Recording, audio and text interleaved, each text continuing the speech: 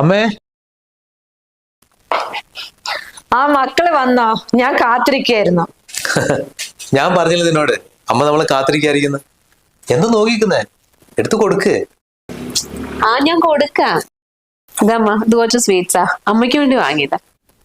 എന്തിനാ മക്കളെ ഇതൊക്കെ? അല്ലെങ്കിൽ തന്നെ ഇപ്പൊ കുറച്ച് ഷുഗർ കൂടുതലാ. അതൊന്നും കുഴപ്പമില്ലമ്മേ, കുറച്ച് കൺട്രോൾ ചെയ്ത് കഴിച്ചാൽ മതി. ആ അത് ശരിയാ, എല്ലാത്തിനും കുറച്ച് കൺട്രോൾ ആവശ്യമല്ല മോനെ. ദാ. അമ്മേ, ഞങ്ങൾക്കൊരു കാര്യം പറയാനുണ്ട്. ഇന്നൊരു പാർട്ടി ഉണ്ട്. ഒരു 10-15 പേര് ഉണ്ടാവുള്ളൂ, അത്രേ ഉള്ളൂ. അതിനെന്താ മക്കളെ, പാർട്ടികളൊക്കെ നല്ല കാര്യല്ലേ? അല്ലെങ്കിൽ നിങ്ങൾക്ക് എല്ലാ ഞായറാഴ്ചയും പാർട്ടി ഉണ്ടല്ലോ. ഞാൻ പറഞ്ഞില്ലേ അമ്മയ്ക്ക് ഒരു കുഴപ്പമുണ്ടാവില്ലെന്ന്, അമ്മയ്ക്ക് സന്തോഷം ഉണ്ടാവുള്ളൂ. ആ ഞാൻ ഇതേ കാര്യം പറയാൻ വേണ്ടി നിങ്ങളെ കാത്തു നിൽക്കുകയായിരുന്നു. ഇന്ന് എന്റെ കൂട്ടുകാരികൾ വിളിച്ചിട്ടുണ്ടായിരുന്നു മക്കളെ. അവരെല്ലാവരും കൂടി ഒന്ന് പുറത്തു പോകാന്ന് പറഞ്ഞിട്ട് എന്നെയും വിളിച്ചിട്ടുണ്ടായിരുന്നു. നിങ്ങൾ വന്നൊന്ന് പറഞ്ഞിട്ട് പോകാന്ന് പറഞ്ഞ് നിൽക്കുകയായിരുന്നു. എന്തമ്മീ പറയുന്നത്?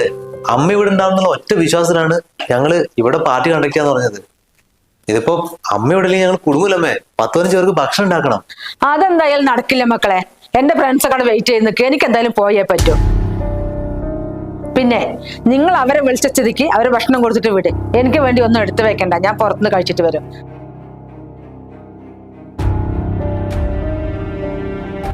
എന്നാ പിന്നെ ഞാൻ പോയി ഡ്രസ്സ് മാറ്റട്ടെ.